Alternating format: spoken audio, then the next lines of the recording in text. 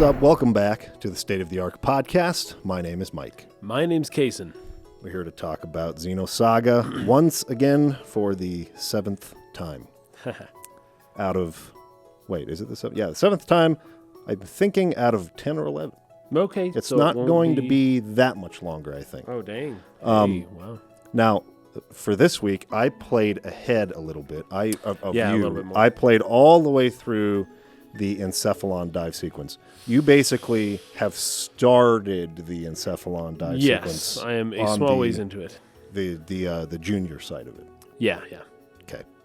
So today what we're gonna be talking about is everything from where we left off last time, where Cosmos took out all of those Gnosis with that crazy weapon she's got, all the way up to when the Encephalon dive starts.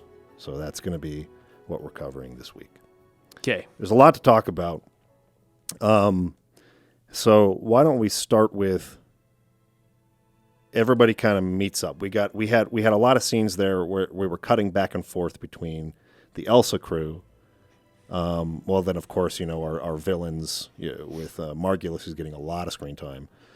And then this new crew of the Durandal, captained by Junior. And now we've brought our Durandal crew and our Elsa crew together. So they meet each other. Junior sort of explains a little bit about who he is, working with the Kukai Foundation, and that he has a real name. He says this specifically. I have a real name, but for now, just call me Junior. Just call me Junior, yeah. So kind of leaves that open-ended for some stuff that we will get into today, because you did get up to that point, I think. Yes. So then, after that scene ends, there's a dream sequence from Junior's perspective, his dream. Yeah, this is kind of crazy. It's a crazy, crazy dream. So this is really good. So we start out. First of all, this is actually kind of important. Before that, after Cosmos does her crazy blast and absorbs the Gnosis or something like that, the ship speeds away, and then we get this great Xenogears moment where the camera pulls back and you see the side of a gear. Yes. So white gear with blue trim. Yes. I didn't quite recognize it. It's Albedo's gear. Oh, how about that? Yes, the one that he got into earlier when he was saying Momo, my little pesh, or whatever. Yes. That's it. Okay, because I was like, I could go back and check, but I didn't. Okay, so Albedo's just chilling, watching, right? Now, we find out his name is Albedo. Yes. Here. Throughout this episode. Which is why we're calling him that. However, you don't know that his name at the time. At the time. And this is important because we're talking about that dream that Kukai has, right? Sorry. That Junior has. Junior has. Yeah. So he gets in this dream. It's kind of a crazy dream. He doesn't know exactly what's going on, but there's some great symbolism because he kind of moves out of like a darkness into a light, right? Yeah. And I've got some pretty good notes here. He asks the question, well, first off, there's like a dead cat. Yes. And so he picks it up and he's like, oh, but then he calls the cat Gaignan. Yes. Which is the name of whatever the relationship is. Him. He and the other person. Gaignan Kukai are the co-founders of the Kukai Foundation, the two of them. So Gaignan is... Gaignan Jr. And then Gaignan, but he just calls him Gaignan. Well, so I actually don't know if it's Gaignan Jr. I just think he calls himself just Junior. So I don't think it's related to being... Well, it's at first, when you meet Junior, I also assumed that he was like the son of Gaignan Kukai or something. Right. Which is why he's called Junior. But I don't think... He is called Junior because he's going by his son or something like that. I don't think that's the case. So that's a good question because I wrote Gaignan Jr. in my notes. Yes. But I don't recall if I actually saw that in the text or not. So you're telling me I'm mistaken. I did not see that in the text. I could also be mistaken. I don't believe he called himself Gaignan Jr. I think he just calls himself Junior. Okay, that's an inference that I may have made. So he calls the cat Gaignan, which either way is, I didn't take it to be himself anyways. I took it to be a reference to the other person, the older-looking individual who we will soon meet. He picks up this cat. It's dead. But then there's like this burst of light outwards, and he walks out. It's almost like on this. It's a place I swear we've been before, but I can't really recall where it is. But you walk out onto like kind of a platform, and there's just this white. It's a lot of colors, first of all, but it combines into this whiteness. And then he says albedo, like what? He's questioning what it is, but he says albedo, and that is whiteness in a Latin form. This all has ties to alchemy. It's something that we'll probably get into soon. And then he kind of finds himself falling into this like crazy lava pit that's many, many colors, but it ultimately turns red, right? It becomes this red thing. He falls into the redness, right? Yes. Now, the stage is black, white, red. Yes. Nigredo, albedo, and rubedo. Those are the some of the stages of the alchemical process, right? Yes. And the rubedo is the Philosopher's Stone, which I already brought up earlier in this episode, or no, in this show, talking about Momo. How Momo has some motifs of something like a Philosopher's Stone. But then we see Junior kind of go through this process, go through the blackness into the whiteness, and then ultimately like absorbed into redness, right? Yes. And then he dies. Yes, and he also has red hair. Well, so he there's doesn't that to die. consider He as wakes well. up. Yes, I did. And Yes. have you noticed, since the first episode of this podcast, I've been kind of making notes on what color hair everyone has. Yes. And guess freaking what? What? It wasn't pointless. I was wondering. I was like, I don't know. Some people have blonde hair. Some people have black hair. What's the big deal? Some people have green eyes. Some people have brown eyes. Whatever. Throughout this episode, it becomes clear that it is actually quite important what the hair color of these people is, what their eye color is, and all of that good stuff. Yes. Yes. So, yeah, that dream was crazy, but it had some symbolic significance as far as alchemy goes. And, I mean, we're going to learn. I mean. Oh, this is important, though. He's resisting it, though. Yes. Right? He's resisting the move towards rubedo, towards redness, towards individuation, right? Because that is a painful process. Yes. In order to go through the process alchemically of the self, you have to... Is that like you burn away? You burn away the impurities, so you turn into blackness. Then you polish it to whiteness, and then you transform it into light, right? Into like perfection.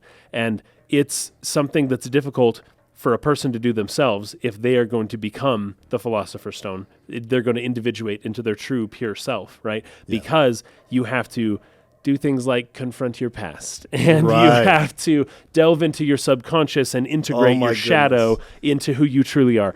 I know, isn't it beautiful? Okay, it's beautiful because of what we're going to talk about next time. Yes, we're going to talk about it later, but I've got hints. I know where this is going. It's too rich. But this is very important to understand the alchemical process, not just for turning lead into gold, which is like how would you call it? The superficial alchemy. Yes. Right? But the hermetic alchemy, which is like transforming yourself into something. And that's what I think this game is getting at, right?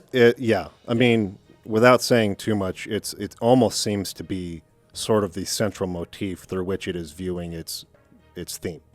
Is this alchemical process is like the arc that the characters have to go through. And are they ready for that painful process yet or not? Right. Is the idea, I think. Yeah. So and it's not easy. It is not easy. And it's definitely not something you do alone or just for yourself.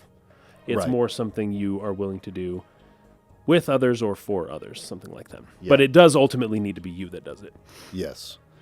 But he wakes up from this dream, and he has the number 666 in his palm. He's got 666. Okay, so... Well, okay, I've talked a little bit about this. I don't know exactly. Some of my notes on this come a little bit later.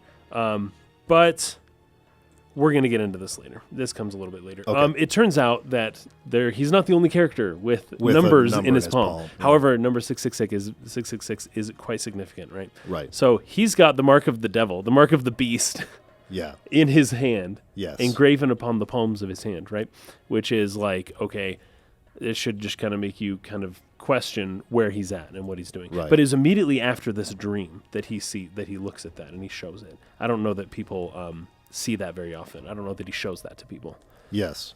And there's going to be a lot more Book of Revelation references coming up in the next episode as well. So, oh, really? just to, keep that pin in that little thing that purposefully showing 666 in the palm of his hand. Maybe everyone should read the Book of Revelation for next episode. It's only 22 chapters. If you don't read the whole thing, at least read chapter 20. Okay, towards at least chapter 20, where the dragon is subdued and all that. Yeah. Okay. Okay. So he gets up. We cut away to Shion here. She and the others are in a hangar where a bunch of Zohar emulators are kept.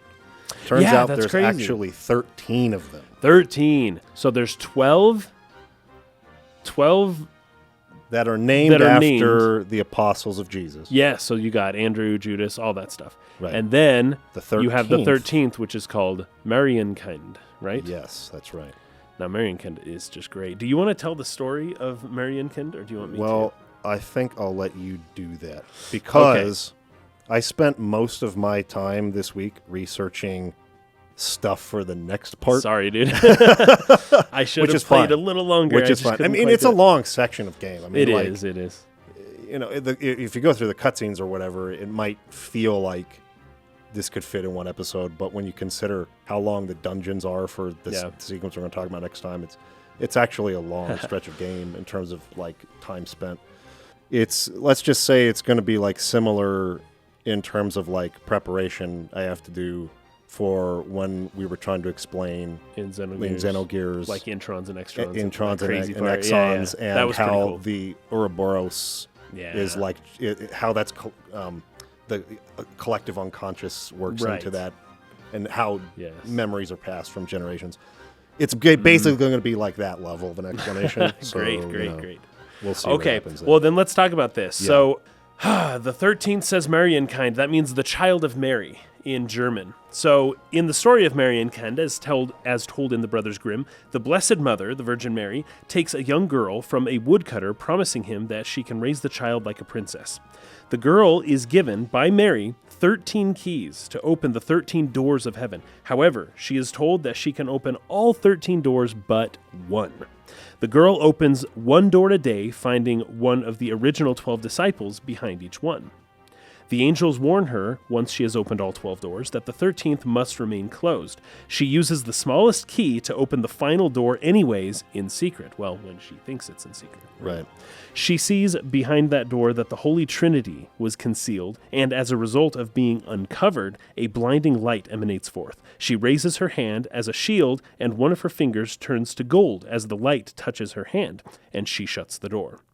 The gold won't wash from her fingers, and when Mary, the mother of Jesus, I just want to make sure because this story gets kind of crazy. Yeah. This is the Virgin Mary we're talking about. Yes, okay. right. So, Mary, because this is her like you've never seen her before. Right. That's all I'm saying. Yeah. Okay.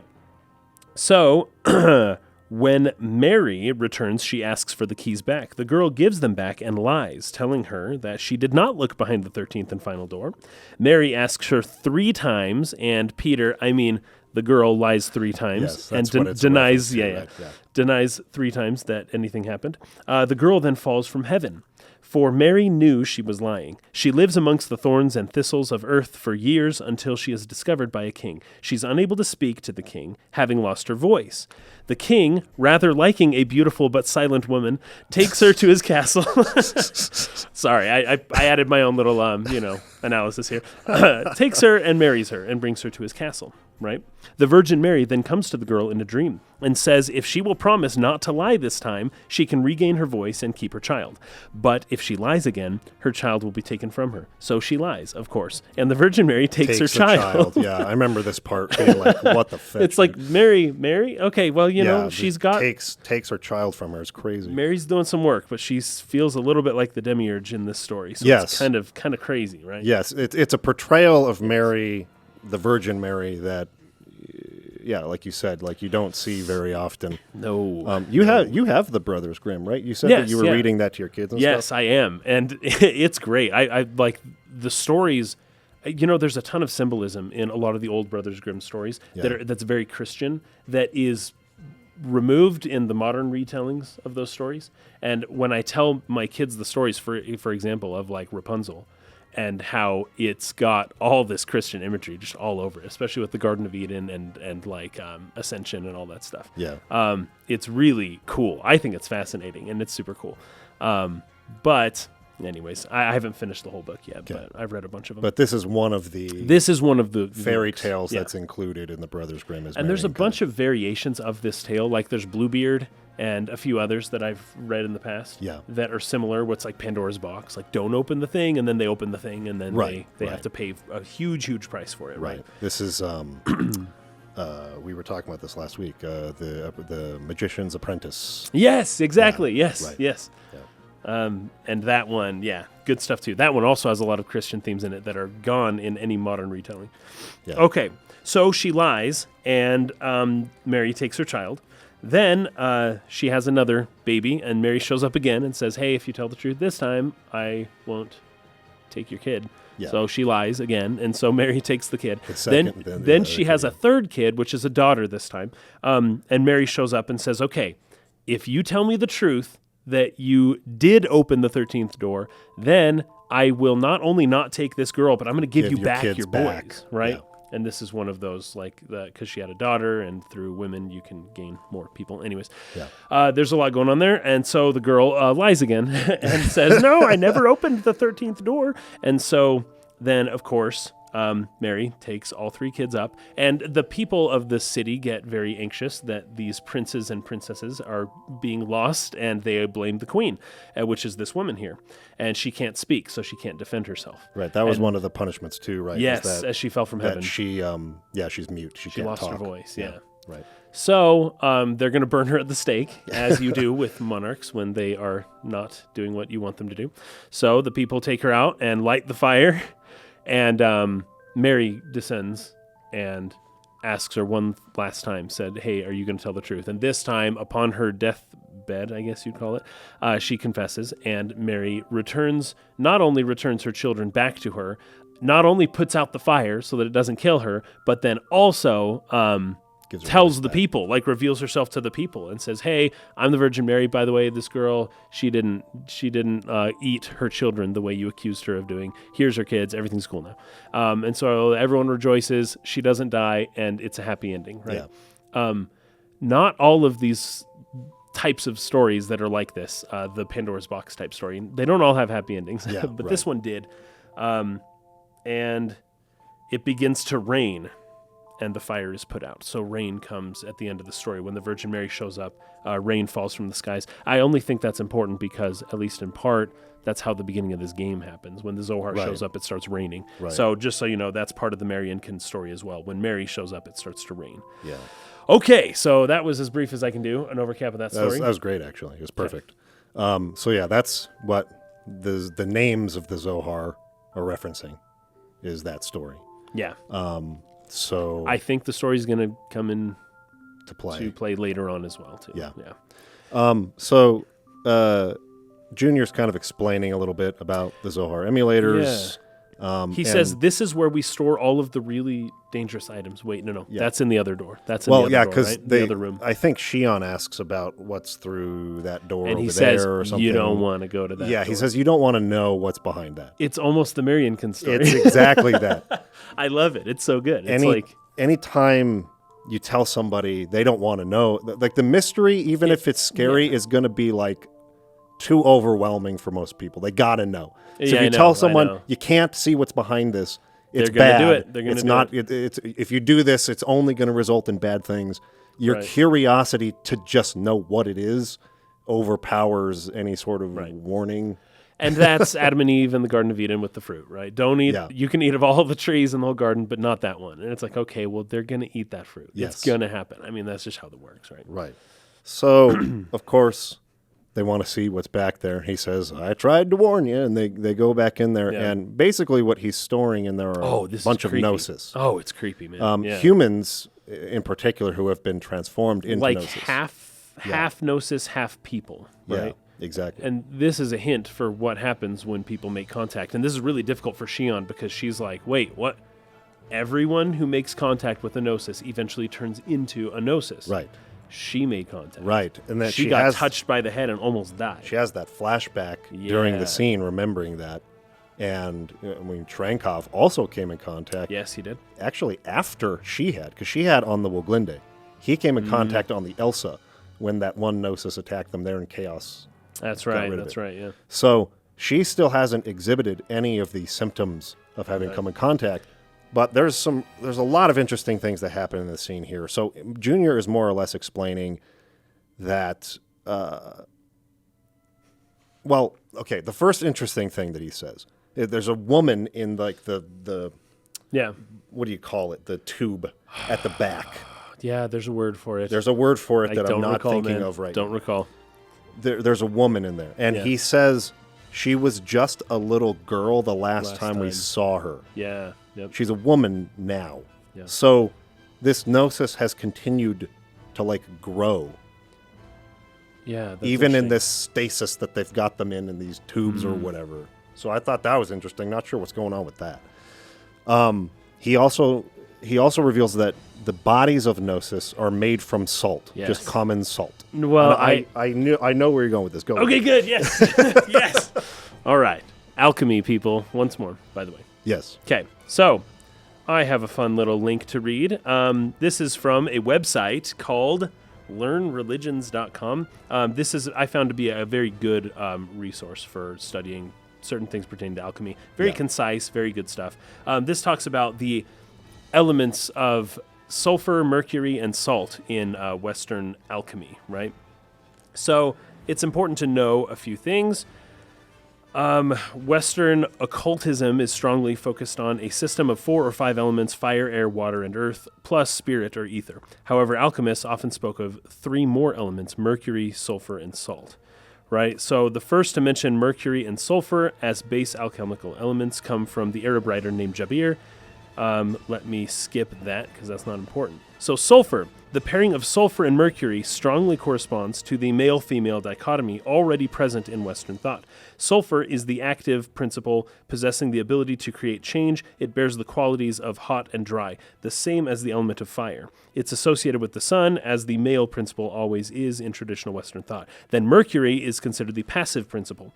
While sulfur causes change, it needs something to actually shape and change in order to accomplish anything. The relationship is also commonly compared to the planting of a seed, the plant that springs from the seed, but only if there is earth to nourish it. The earth equates to the passive female principle. Now, you're not quoting my words. I'm reading something from ancient people. Mercury is also known as quicksilver because it is one of the very few metals to be liquid at room temperature. Thus, it can easily be shaped by outside forces. Okay, and it corresponds with the moon and all of that good stuff. Okay, so it is silver, womanhood, and moon, while gold is male, sun, and you're right.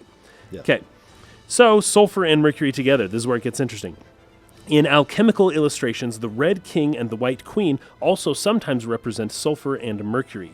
Sulfur and mercury are described as originating from the same original substance. One might even describe as the opposite of One might even be described as the opposite gender of the other. For example, sulfur is the male aspect of mercury, since Christian alchemy is based on the concept that the human soul was split during the fall season. It made sense that these two forces are seen as initially united and in need of unity again. So salt is the element of substance and physicality. It starts out as coarse and impure. Through alchemical processes, salt is broken down by dissolving. It's purified and eventually reformed into pure salt, the result of the interactions between mercury and sulfur. Thus, the purpose of alchemy is to strip down the self to nothingness, leaving everything bare to be scrutinized.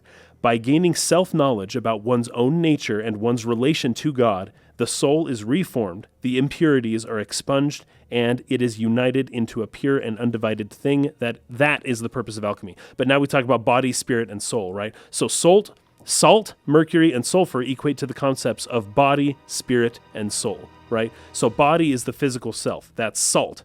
But the soul is immortal, and that's sulfur, right? Yeah. And then... so that's more or less all I wanted to read there. Okay. So when we talk about salt, we're talking about the physical body, Yes. right? And then mercury is the spirit and sulfur is the soul, right? Right. And the salt is your physical body. So when you hear things in the Bible like somebody turned into a pillar of salt, Yes. it means they lost their soul and their spirit and they just had a physical body that was worthless. Right. It was just a meaningless body. It was just salt, right? or Christ will refer to people as being the salt of the earth. However, Yes. that is a reference to, yes, the people, but not the process, not just the alchemical fact. process Exactly. in which you become purified. Anyways, so you'll see salt in ancient thought is often referenced, and it was kind of like the only way to make food taste good for like Back in the 20,000 years. Yeah, a long time. Until you started trading spices and stuff. But it was just like salt is the only thing that poor people could actually use. And so salt is really, really important in the development of humanity. So, and it corresponds to the body. Just remember that. Yes. So now, hopefully, with the thread of what we're talking about, you're able to follow that Xenosaga, what it's driving at here, is the process of refining the self. Yeah. Like really going deep through a difficult, painful even process Right. to come out on the other side, the purified self. Yeah. The better form, to be your best self, right? And it's something that essentially has to be done. Yes. And it has to be chosen to be done. Right? Yes. You could, if as long as you avoid that process, like there's no progression, there's no progress in your self-development. You have to willingly face the difficult process of self-development. Yeah. That this is where it's going. You just Yep. keep a pin in this because it's going to be really freaking important soon. So, All okay. my alchemy research is paying off. Yeah. I love it. So, the Gnosis bodies are constituted of salt. This was great. This was great. The Gnosis true form exists elsewhere. In another dimension. That's great. Yes. So the salt is just the body. It's just the salt. Right. The mercury, the sulfur, those are somewhere else. The Right. salt is being manipulated from afar. That's just crazy. The temporary form which Yes. Gnosis take in this dimension is made of salt. It's just salt. Yeah. Yes, And that's then correct. the Gnosis exists elsewhere. Right. This also makes me wonder about when Chaos talks to Cosmos and he's like, where do you exist? Right? Yes. And it's like, okay, I don't know exactly what he's getting at, but we're getting some hints here of Right. what that might be referring to. Yeah. Okay, so then Junior explains that, well, what we just said, they're from another dimension. They take a temporary form here. This is where Shion has her flashback to her contact with the Gnosis earlier on the Woglinde. She asks him always, no exceptions to what he's talking about. He says, nope, not as far as I know. Yes. And then we have this long shot on Shion while he continues talking. keeps talking. And other people chime in. Yeah. And she's just touching her neck where she was grabbed Yeah, where it grabbed her. by the Gnosis. And she's just kind of lost in thought. I mean, it's a really long shot on her face. Yeah, yeah. While he continues to go on. And then at the end of this, Alan finally says, Chief, what's wrong? You don't look so good. And she says, oh, it's nothing. This happens probably 5 more times before the end of what I played up through. Continually people asking her, what's wrong? You don't look so good. And she says, oh, it's nothing. Oh, it's nothing. Oh, it's nothing. Oh, it's Right. nothing. So I'm seeing a pattern here, yeah. They have like an entire scene just dedicated to just do that one more time. Just to have her say, oh, it's nothing one more time. Must be very So important. It's important that she's refusing to talk about or let anyone in on what she's feeling and thinking. Yeah. Alan comments on this later too, like she doesn't let anyone get close to her. This being particularly true since the disaster 2 years ago. 2 years ago where Cosmos went crazy. And killed the person who it seemed like Shion was quite close to. Yes. Don't know the name, though. Name is Kevin. That's Kevin. Yes. Okay. And Kevin got jacked and then gave her his necklace. Or gave her his necklace, something like that, right? Yeah. Or she just took it from him. Yes, she probably just took Yeah. it. But we'll get into that soon here as well, into Kevin and stuff like that. Because remember when Cosmos exhibited all these things, she's like, I didn't program this. I didn't, Yeah, put she's like, she yes, was no. wondering, did Kevin do it? Yeah, but this is where I would do well. Maybe you could explain some of this. That was the archetype. That wasn't Cosmos, right? So So I they they're do different. explain this, and I took a note on this. Okay. So they do explain this about Alan does. Not even in like what happens, what we're going to play for next time, but in this. In this one? Yeah. Oh, I must so have we'll missed get to something like that in just a minute. Okay. It's something that Alan says to Momo. So we'll get to that note in just a minute. Okay. So let's see. Oh, another interesting thing Junior says here is that this phenomenon with Gnosis Yes, has is my actually next been note. happening for centuries. But the current ginormous flood of Gnosis coming into our reality happened 14 years ago because of the conflict at Milsha. So it's not like Gnosis only very first appeared 14 years ago. It happened in small phenomena here and there for a long, long time. It's only just that this particular really big, catastrophic appearance of Gnosis happened because of what happened at Milsha 14 years ago. Interesting. Well, So that was really an interesting revelation. I didn't realize that Gnosis had been along, or could have been around even before that. And then he talks about Joachim Mizrahi and how he was the one who opened Pandora's box, as he calls it. We're just talking about Pandora's box stories, such as Marienkind. Marienkind, yeah. And, opening the 13th door. Bluebeard. Bluebeard Adam and all that. Magician's Apprentice. Yes. All that stuff. So, there's a bit of a Pandora's box story within the story happening here. That's with cool. I like Joachim Mizrahi, right? Yep. He unleashed the Gnosis upon the galaxy, and we're all paying for his ambition. Shion then says Joachim Mizrahi, the brilliant scientist who founded the UTIC organization. We now know UTIC is what Margulis is a part of. Right. So they are currently portrayed as being the absolute bad guys at the moment. I don't know if that will change, but yeah. And then Junior's response to that is brilliant. He was a lunatic, and this really upsets Momo because Momo considers Joachim her daddy. That's right. I don't know that Junior knew that. Did Junior know? I actually think he did. I think based on his conversation with Gagnon here in a minute that we'll get to, I think he might have known that. That the 100 series prototype was a Joachim Mizrahi creation. Okay. So, but he's acting at least as if he's unaware. As if he doesn't know. At the moment. So that was another thing I was like, okay, what's up with that? Interesting. Something a little suspicious about that. So she kind of just leaves the room all sullen and walks away while they continue to talk. So in the rest of the scene, Junior goes on to explain the founding of the Kukai Foundation. It was established shortly after the war by the second Miltian government. There was a war that happened, I guess, after this disaster and the formation of the second Miltian government. Which is a separate thing from the Federation, by the way. Oh, yes. So, yes. It's got its own, sovereignty, right? Yes. Like it's a company, but they're allowed to operate as though they're like a state. Well, so, you have the Kukai Foundation. Right.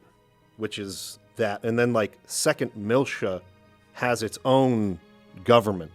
And it's not a part of the Federation. Right, but I think it is a part of the Kukai Foundation, though, right? Well, I think that they collaborate with Okay. each other. Okay. And I believe, what he says is that the Kukai Foundation was formed by the second Miltian government to... okay, there you go. There you go. To investigate what happened. Right. And sort of clean it up. What was going on. Ever since, the Kukai Foundation has told the Federation that they have gotten rid of all their major weapons and that they don't have, the ability to, wage war or to do something, whatever happened to first Miltia, that it might happen to second Miltia, right? This will come into play a little bit later, but the Kukai Foundation does not admit to having tons of very powerful weapons. Yes. Anymore, though they used to. There's supposed to be a disarmament that happened. Yeah. Which is why that's the word. They're allowed to go collect the Zohar modifier, the Zohar emulators. Yes, yeah. It's why they're tasked to do that. There's a lot of power in the Zohar emulators. Right. And because of their disarmament, I would assume they're allowed to carry and safeguard the Zohar emulators. And investigate by collecting them and experimenting or whatever what actually happened. Like, what did Joachim Mizrahi actually do with these things that caused these gnosis to come through? How do we get an answer to this problem? Right, that's crazy. That's crazy. So, Yeah. that's basically the Kukai Foundation's job. That's their main job. But it's so expensive to maintain these Zohar emulators and run the Foundation itself. I mean, we find out that there's a huge like space colony. This ship is like a skyscraper. I want to talk inside. about that. It's freaking sweet. It's really cool, man. It's so cool. And is that good? Can we move on to there now? Well, Or is just there one a little more? second, 'Cause that's my I think next there's note. a little more before then. Okay, but it's so expensive to run this thing that they have to get involved in like side businesses to be able to like fund anything they do. Yeah. Which is why the Elsa, for instance, is going out into wreckage and collecting Yeah, just trash stuff from ships to sell. That's or right. So anyway, that's what like Matthews and his crew were doing. Right. They're part of one of these Kukai Foundation side businesses that are trying to make money to maintain and safeguard the Zohar emulators, if that makes sense. Gotcha. So that's all he explains there. Then they notice that Momo's missing, and they're like, oh no, what happened? This is something I said, which is, I think he's pretending to not know. He may actually not know, but I just assumed that was the case based on what was said later. So Shion catches up with Momo a little later, and she tries comforting her. This was a really nice scene. There's like these glowing nanomachine fireflies kind of like all around the ship. And apparently these are used for like cleaning and maintaining and repairing the ship itself, right? It's like a technology that they use for that purpose. And she talks about how that technology being a part of their lives, it's taken for granted almost to the point where it feels like it should have always existed. Right. Because Momo is struggling with this idea of being a Realian, and wanting to be a real person. Or are Realians bad because my father, Joachim Mizrahi, was a bad person? He made me, is kind of what she's questioning. And so her, Shion's way of comforting her is saying, I feel the same way about Realians as I do about these fireflies. Like, these are good. This is a good use of technology that has made our lives better and feels as if it should have always been that way. It should have always been there. Right. And, this tends to cheer Momo up a little bit. And then even Cosmos jumps in. This was really surprising to me. And says some good things about Joachim Mizrahi. No, it was surprising to Shion as well. Yes. Yeah, because Shion's like, oh, did you just show some empathy? And Cosmos is like, the situation called for me to say those words. Like, she gave a very robotic response. But Cosmos leaves, and you are left kind of wondering, like, wait, yeah, I get it. Yeah, they'll be like, did you empathize? And you saying, no, my brain neurons just fired in the pattern that made my mouth say the words. Like, that's not empathy. It's like, okay, just because there's a technical, causal, like, biological explanation doesn't mean that it's not still, basically the same thing. An empathetic response. Yeah. So there is something like that going on with Cosmos, but it's like, it's hard to read. It's hard to tell. Really hard to read her. But, Cosmos shows some empathy, and Shion is happy with that. Okay, so then Alan runs in. She tells Shion that after they've arrived at the Kukai Foundation space station thing, that they're going to give them a ride to Second Milsha, that they have some business out there too.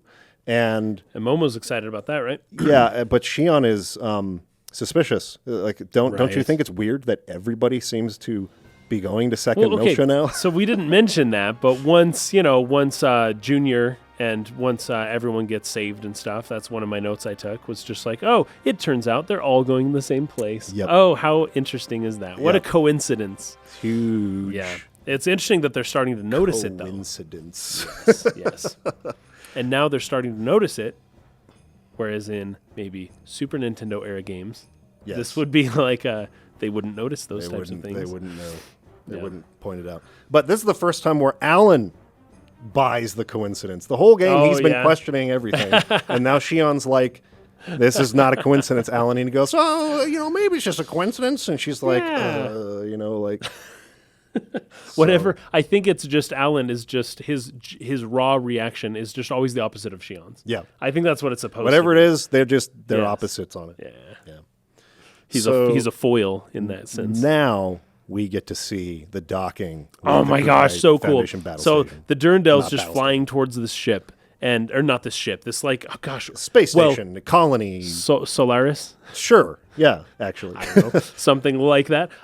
This it almost looks like a flower. It almost looks like a lotus flower or something. It's like an opened shell. It's like an egg maybe when it closes. It might look like an egg. I don't know. Yep. It's hard to tell, but it looks really cool. Almost like a turnip. Maybe I could say a turnip. But I'm wondering, like, okay, are we gonna like this is a huge spaceship? Like, are you? And they're just like going straight to the planet. And I'm like, I don't know. Like, sci-fi does whatever they want, I guess. But I do want to see how technically this huge ship is just gonna like dock on this this colony. I don't even know what you call it. Right. What do you call it? Space like station? A space station or a colony, I would call it. Something like that. Deep space colony. But it kind of goes around it and then underneath. And there's like this part that opens up and it just like the sword of the Durandal just like goes inside of the whole colony itself. And it just like rises. There's this really cool cinematography, but you see the water just kind of like splash and this thing just goes up and it just keeps going. And it's just like you get a handle on the scale of the Durandal. Right. This is a big ship. Massive ship. Huge. And it goes all the way up to the top and then it just like kind of stops and docks. And it's really cool. I really liked it. Yeah. There is some symbolism there, but I won't bring it up because it might be a little bit Freudian. And just by me saying that, hopefully people know what I'm talking about. I don't have to say it. But anyways, it's so cool, though. It is just so cool. And then you see them kind of walk out of it, right? And then Guinan is there to kind of meet them. And when they walk out of it, that's when you get the real scale of the thing. And it's just like, oh my gosh, these people are tiny. This thing is freaking huge. So when it showed up and just like stabbed one of the spaceships in the previous battle in the last episode, that's a big deal, man. Like that's a huge thing. You didn't get a sense of scale back then, but you do now. Yeah, it's basically like a skyscraper in the center of this giant sort of lake or sea. And it's like it's supposed to be there. Yeah. So in peacetime, in neutral or times of nothing's going on, that skyscraper will be there. But then everyone in the city will notice when, looks like they're out doing work, right? Yeah. The junior is out or somebody is out because the biggest landmark of their whole city is just gone. Right. And there's something about that. There's something about like the way that the city works, having this thing be at the very center of it, and it's a circle, right? And you've got kind of the whole idea of something like a centric and then like concentric circles kind of going out from the center. Right. And the idea of a center and everything being oriented around that center. Right. And then you've got the boundaries and they go out. But the people of this place would have an identity with, the red skyscraper that's always at the center of the village. And it's almost like a sundial. Like it tells the time, it gives them purpose and meaning, right? Yeah. This is one of the big important things. Yeah. And anyways, that'll come into play a little bit Sort later. of serves as like the citadel or Yes, capital like building the citadel of of Mass Effect. the city. Yes, or something exactly. like Yep. that. Yeah. But the fact that it's mobile is like you can gain some vague intuitions through that. Where it's like if you wake up one morning and the thing's gone, it's like, oh, is that a bad omen? Is that like I could totally see just like the culture developing around this obelisk. Yeah. Basically, and the circumambulation around it as they go from place to place. It's all centered around this thing. Almost like back in the day when you'd have an old city or a town, it would be centered around a church, right? You'd have a church with a big steeple, and nothing would be taller than the church. That's the tallest building, and everyone in the whole city sees the church at the center, and it's like a reminder of your purpose, of what you're doing, and it's the physical center, but also the spiritual center of everything that happens in that whole city. Right. Anyways, really cool stuff. I love it. Yeah. So this is where we get our introduction to Guinan. Yes. Kai. And he has 669 on his palm. Or 996. It depends. Yes. Is it to be read upside It down? is 669. 669, That's yeah. what I read it as, anyways. Now, I just don't know what's up with that. That is beyond my skill to interpret. What that means, yeah. I don't. Yeah. I couldn't really find anything either. But I did notice on We'll find out later. his suit. So on like Yeah. the lapel of his suit on one side, I guess it's the left breast side of his lapel. it's got some symbolism there that looks very original Zohar. Original. And I think that's probably important because Yeah. it's not like the letters, it's not like the Hebrew, the Aleph, or anything like that. It's the turquoise gem in the gold surroundings, right? But it looks like an eye, Right. like an eagle. The whole thing kind of looks like an eagle, and that's its eye, right? Right. So you get like a bird of prey, like a hawk or something, right? So you get the bird of prey imagery, but it's golden, and it's got the turquoise gem in its eye. And the eye is like, I don't know, that's the most important. When you talk to people, you look them in the eye. in the Like eyes, that's what you value. That's the most important part. And The window to the soul. yes, and you can almost see that the reflection of this thing's eye is that color turquoise, so you can see that his goal is something to do with the Zohar. Something to do with the Zohar. The big Zohar, though, like the main one, not these emulators. The original Zohar. That Yes. character's purpose, the design, what the design is telling you, that character's purpose has something to do with the original Zohar in pursuit of it somehow. By the way, I skipped over this before because we just didn't have time. But remember when we were inside the cathedral ship and then we saw a very large Zohar in the cathedral ship? Yes. And what color? Do you remember what color it was? It was dark, covered right? with dark, kind of Yes. blacky, purple, organic material. It more or less just kind of looked dark. It kind of looked like it was black, like it has been covered in something. Well, we're talking right? about alchemy, though. Yes, we are. Right. Well, okay, that's not exactly where I'm going here. I'm going to draw a parallel here with Shion's, her neck. How you've noticed the shape Right, of the the shape Zohar. of it, yeah. It's black, though, right? Yes. I don't know if that means much, We'll but see, if I we're going to guess. be reading Zohar into one person, then the black Zohar, and we know that she's from Milsha, right? That's where she Yes, was from Old Milsha, and so she has this black Zohar shape on her clavicle, Yeah, I guess. collar. I don't know. And anyways, yeah, you might be able to glean some info, there as well.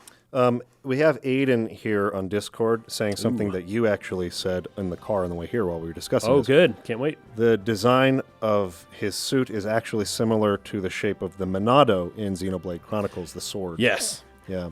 And it's also It important is. to It's point like that out. exact shape. It's Yeah, pretty cool. yeah. And this is, for people who don't know, this is the same director of the Xenoblade Right. Chronicles games as well. Right, yeah.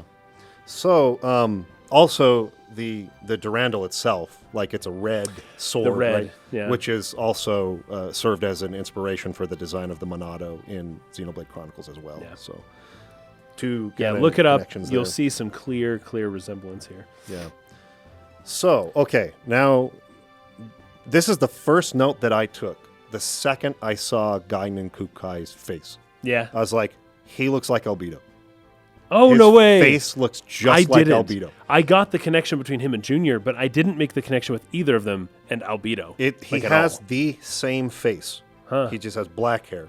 Albedo You know- has white hair. I wonder if this is one of those games where it's like the characters just do Look the same. similar. No matter what, they just look similar. That is an unfortunate truth about anime. It's actually one of the Anime, more cliche yeah. criticisms of anime in general is that the only difference between one character and another is their Is their hair, hairstyle or their color, eyes, or yeah. the color of their eyes. Yes, But all the yeah, faces yeah. look the same. Of course, that's not technically It's true. not always true, and it depends on But- which anime we're talking about, right? Yes, But- which art style they use. yeah. But I can see where you're coming from. It's just hard. It's just hard to tell. I Is- don't know. Was that?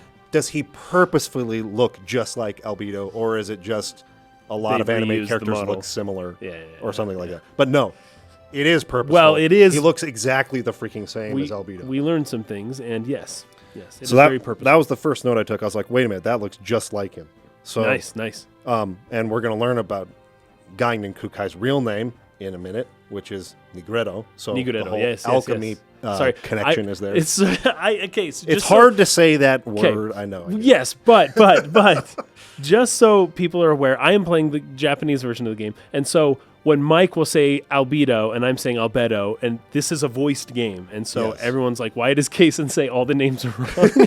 Because everything I'm hearing when I'm playing the game is the Japanese, pronunciation, right? And it's different than what you're saying. I just want to make sure people know this, that I'm not just like Doing it on purpose. I'm not stupid. I'm not playing the game on mute. I am saying it the way that they say it in Japanese, right? I'm So, actually glad Nigredo. you explained that because Well, this is kind of a tangent thing. Yeah. It has always baffled me when people get so uptight about pronunciation of Oh, names and right, words yeah. in fantasy worlds and things like Yes, that. yes, And they're yes, like, yes. it's pronounced like this, get it right. Like, Okay. you know what we're talking about. Like, what does it matter? Right, How right. we freaking say it? But I'm glad you brought that up because, so cosmos, they say cosmos Yes. in English. I'm Yeah. guessing they say cosmos Well, in Japanese. actually, okay, no, this is a part where I'm just wrong about this. They do say cosmos in the Japanese, Japanese as well. but it's spelled cosmos, and so I just say cosmos when I talk. But Yeah. that would be good intuition on your part. However, I'm doing the Japanese a disservice there. I am pronouncing it wrong. Okay. So you guys can get on me in that one. So you're free to get pissed about Load the on, pronunciation yes, of load cosmos. on. Though I've never That's understood one. why people get pissed about pronunciation. I just literally cannot grasp why it matters that much. Yeah. But anyways, Guignan goes up to Momo and tells her yeah. that Yuli Mizrahi told him to take good care of her. Oh, and that means a lot to Momo. Yes. And something tells me that he knew that would mean a lot to Momo. Yes, based on his scene with Junior right after this. Right. But she's like, oh, when do I get to see Mommy? And he's like, well, she's really busy right now. And she gets sad because she never wants to see me. And he's like, I promise you that I'll let you know as soon as she contacts us again. And so she's like, okay, thank you. And she's like appreciative. And then he kind of leaves after that. But as he leaves, because he went up to Shion first. I forgot this. And Shion was really awkward when Yes. when talking to him. She was kind of rude. Yes. And she even kind of like gets down on herself a little bit. Like, why did I act that way towards someone I had just met? It was a total Right. stranger. That was weird that I had a hard time interacting with him. Yeah, And now yeah. it makes me think you may be onto something with him having the original Zohar imagery on his lapel and her having this blacker The black one. one. Which might be the same Zohar, by the way, but there's a difference in that one of them is, well, Yeah. anyways, there's a difference. There's a difference. Even though that might technically be the same technical one.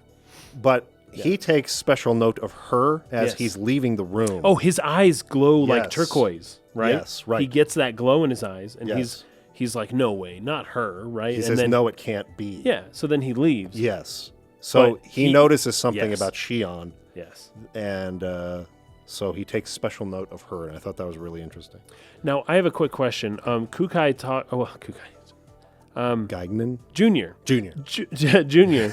It's a great Indiana Jones reference. Junior. Yeah. He mentions that he can communicate telepathically with the Kaiser. The Kaiser. And I assumed when I first played the game... That he meant when I Guignan. first was playing this game, that I thought he was talking about Guignan. Like, Yeah. oh, his connection was with his father, because the other girl's connection was with her sister. And Yes. I assumed father as well. We don't know the relationship Just yet. yet.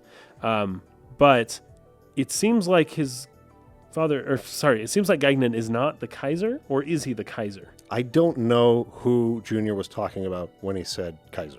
I Okay. don't want to assume who that is yet. I don't know. But I But it originally could thought it be was going to be Guignan. Guignan, yes. But And I'm I haven't starting thought to about it think since. that's not the case.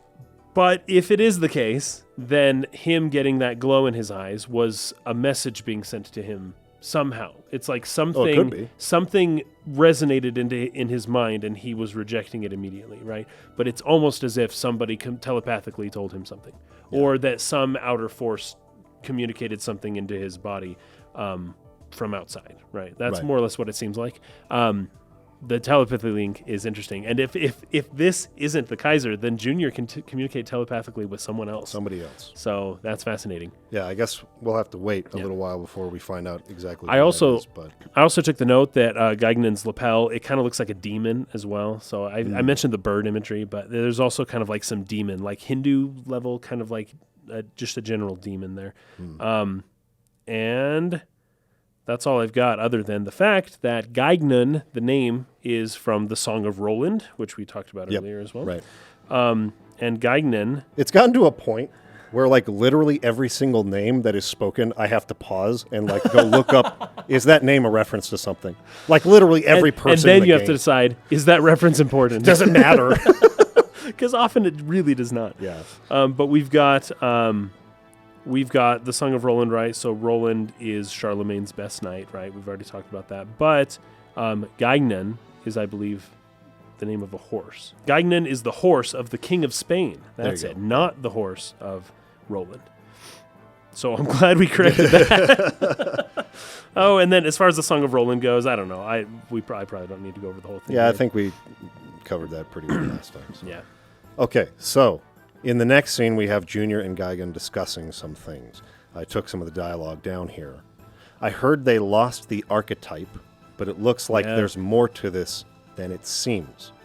So, the archetype I believe he's referring to here is Cosmos's Previous form. form The that previous Cosmos. did all the slaughtering. Yes. We're going to talk about that more. Alan gives Very us a soon. bit of an answer to that on the beach scene, I think. Hmm. So, the current form of Cosmos is not the archetype he's talking about, and for some reason the archetype is really important, or like they've lost it, is what he says. It's not like they've advanced past an archetype. It is they lost the archetype, which is an interesting way of putting it. That's very interesting. He's also worried that Shion is on to them, he says, that Shion is like suspicious of them because of how she acted. and their powers, specifically their Right. powers. Yeah, Junior, this was interesting. Yeah, Junior doubts this. He just goes, no, she's just a normal human. Of course, Gagnon can sense that that's not the case, that there's Right. something more to her than that. And Junior can't quite pick that up. But then he also says that she's not one of us, right? Right. Something like that. Like, Right. one of us. Like, I don't know much about... Oh, there's so many characters that are so mysterious, because there's the Realians and the humans, and you think, and then cyborgs, and you've got it covered, right? But there's like Chaos. I don't know what's up with him. Yep. And then Junior and Gainan, and it's like they're humans, but they're not just humans. There's something else going on here, and that's just so weird. I don't really have an idea as to what exactly that means. We're going to learn next time. Okay. So then they start talking about Momo a little bit, and I think it's Gainan who says something about how Momo's memory of Yoki Mizrahi is a false one. It's not like a true memory of who the guy was. And it almost, I don't know if that's, I feel like that was speculation on their part when they were saying, because Momo likes her father so much and thinks he's so great. Right. And I think they have this idea that guy was so not great that it must be a false memory. Yeah, it can't be right. That's almost the way that I interpreted that. Yeah. But this is why I assumed that Junior did know Momo's connection to Mizrahi earlier, because they're talking about it very nonchalantly here, as if this is common knowledge. They're like, we know who she is. Right. We know, And she's got a false memory of Yoki Mizrahi. Yeah. Maybe even, I mean, this is probably just like wild speculation on my part. Maybe he even said what he said to test what Momo's perception of Yoki Mizrahi really is. Yeah, sure. That could be me just going like way too many layers deep, thinking that that's there's possible. a freaking 4D chess going on that's not there. But when you said it was crazy speculation, that actually sounds pretty reasonable. I don't know that that's like crazy. That's entirely plausible. Junior doesn't seem to be someone who thinks ahead quite that far. Not as Gagnon much. seems to be more that You're right, character absolutely. than Junior is, particularly because Junior's not suspicious of Shion at all. Yes. So, but anyway. also we saw some of Junior's actions earlier on with the girls of his crew, and how he really is pretty rash. He'd rather look cool than think ahead and take precise steps. Sure. So anyway, at the end of the scene, I've got this. Junior is a little bit. He seems to be a little bit suspicious of Gagnon throughout the scene, and Gagnon gives him a gift. He opens it up, and it's this like well, it's a gun antique. from now. It's a gun from today. Yeah. Yeah, it's like an antique gun For them, it's an antique. and he calls it a stainless steel Finnish Makarov. Now Makarov, that's it. But what's funny is he says Makalov, Really? not Makarov. Once Oh again, my gosh, the that's L's and great. the R's in the translation from Japanese to English get mixed up. So it's supposed to be like 50-50. It's supposed to be a Makarov, and he says Yeah. Makalov. That's so funny because you've got all sorts of things here. Like they capitalize certain words when it's correct to be capitalized. Yes. And they don't capitalize other people's names when they Yes. are not supposed to be. Like but then chaos. they don't know like Makarov. But it's like they're talking about these huge concepts. But Yes. They don't anyways. Well, I mean, we talked about how difficult Xenogears was to translate. I mean, This would be hard too. Yes. I think Patrick Holloman, because you had asked in the last episode who translated, and it was 8-4 Studios, which is a pretty famous like translation localization studio. And of course, we talked about the studio that did Cowboy Bebop and stuff, that did the localization that's true. and a lot of the voices and things the like that. voices and things. So it was like a whole team. A very competent team. It's just that it's hard. It's a hard game to translate. You know, the more that I think about it, like we live in America, where people have guns, and well, I would assume the translators did too. Jeez, never mind. So. I don't know. Probably just one of those things that wasn't like the highest priority. Get the gun name it's like whatever. Correct. Yeah, they got all the ideology stuff, and it's like, okay, the gun name, whatever. Yeah. But on the way out, tall Gagnon says to Junior, "You're older than I am, so you better act like it." Something like that. Yep. Didn't really see that coming, other than the fact that we don't know how long Junior has been Junior. Yes. How long he's been a chibi-sama. Right. He could be 100 years old. I don't know how old he is. So the fact that Gagnon is younger shouldn't come as a surprise. But I found it to be quite shocking, especially since I had just taken for granted that that's his dad. Yeah. This is Gagnon and he's Gagnon Jr. And this moment throws that all on its head and says, maybe he's not Gagnon Jr. And what's their relationship? This is strange. Yeah. That just kind of threw everything into a big question mark in my mind. Right. But I guess now that I rethink that, we're spending way too long on minute details. Yeah. Shion mentions later how similar they look to each other. Yes. And they as if they were related, speculate right? about whether on the beach.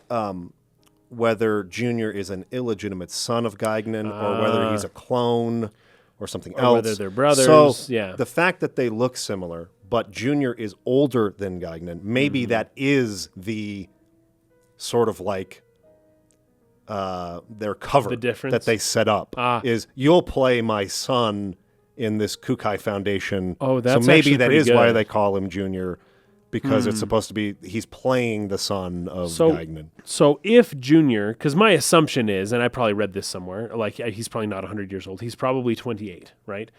Because 14, he looks 14.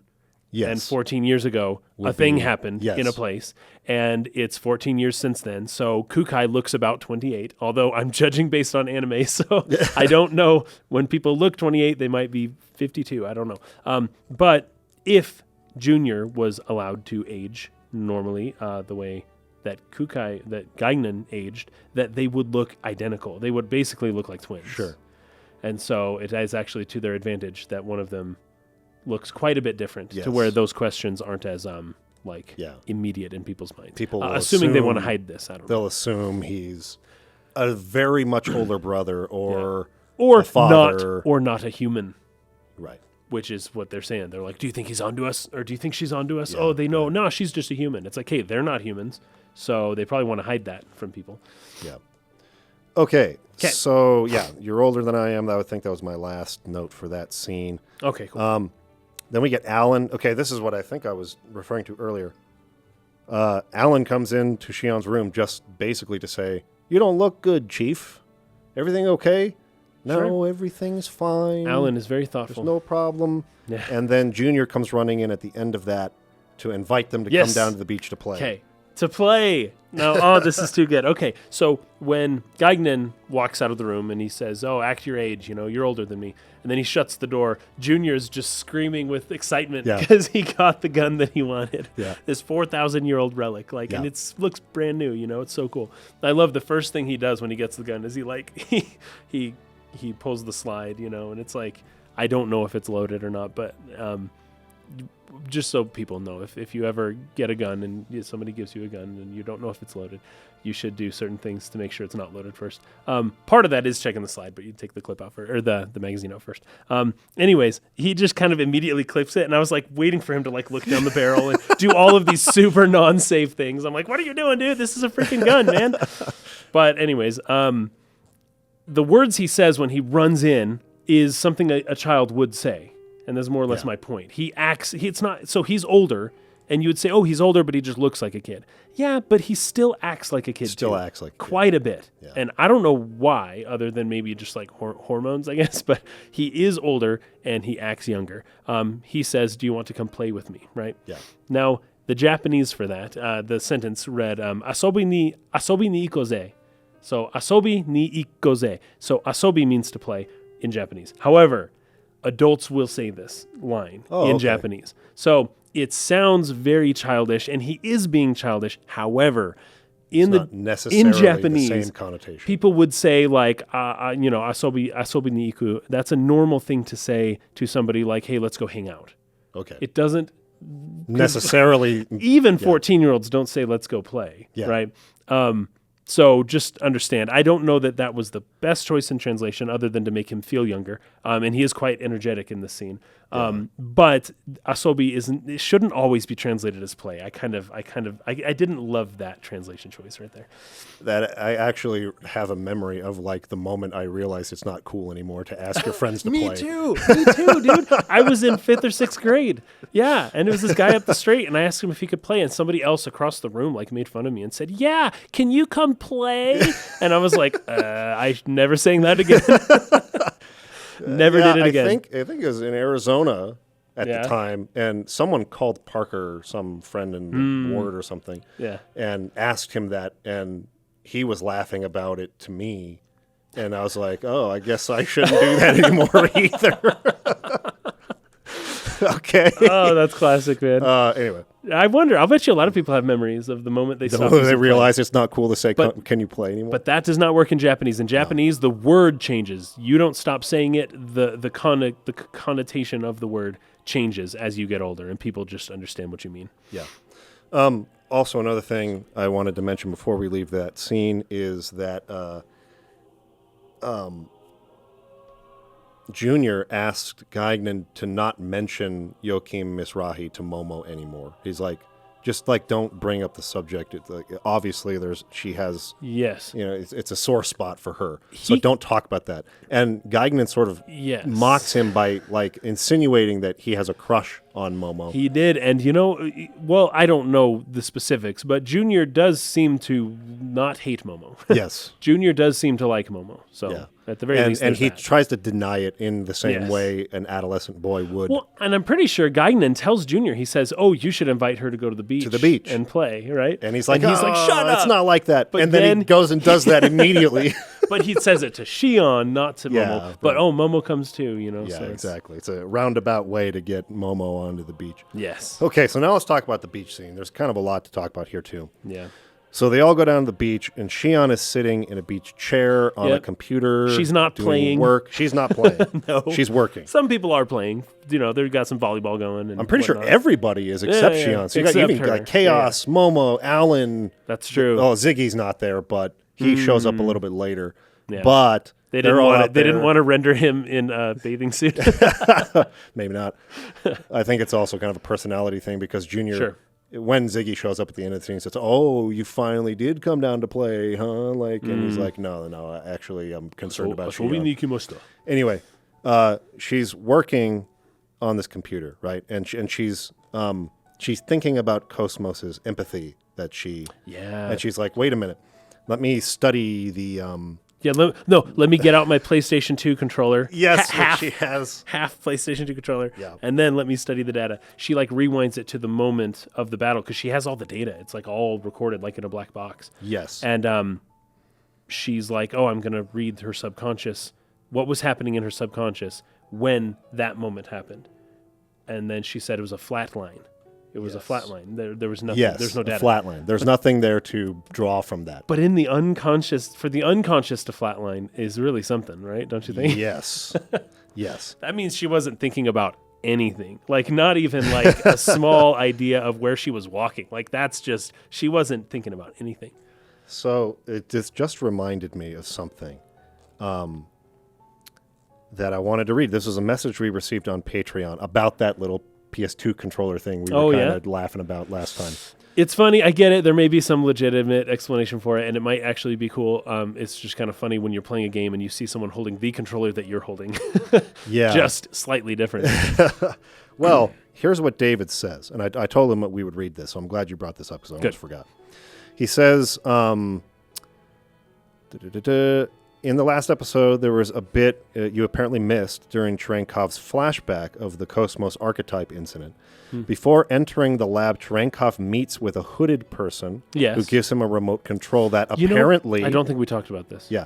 That's true. Apparently would give Terenkov control of the archetype. Yes. No, I made a note there. I don't know why I skipped over the note. We must have been at the end of an episode. All the freaking time. I know, but I remember thinking, even the next day, I was like, oh, I forgot to read that note. Yeah, there's it was raining, and the hooded person hands him and says, this will allow you to control it. And he's like, are you sure? And it was yes. Yes. But we haven't seen it used. I don't think it worked. I don't know. It didn't work. Yes. And so, but yeah, that was kind of the point. The point is, hey, you can control or at least manipulate the data within Cosmos, the archetype, using this PS2 controller. Yes.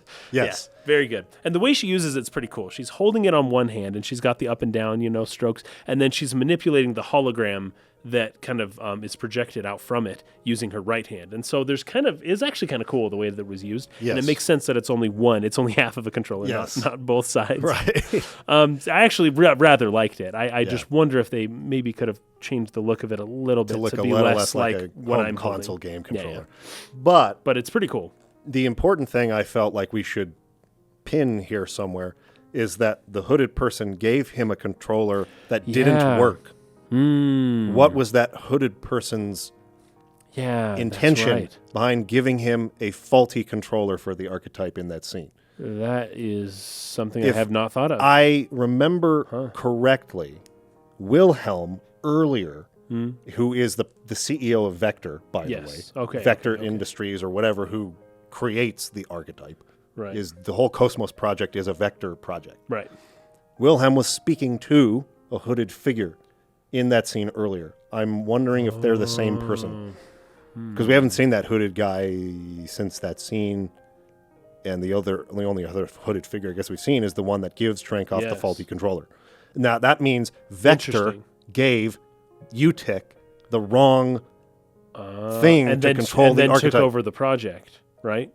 Because Shion was working for Vector with Cosmos. Cosmos is under Vector. Yes. But the archetype was under... Oh, no, Utic was going in to take over. Utic went to take it. Yes.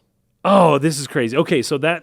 I have questions, but maybe we should let them sit for now. That's interesting. That's very interesting. I just wanted to make sure to pin that for both of us as something to think about for later. Yes, please. I think it's a setup for something. So. Okay.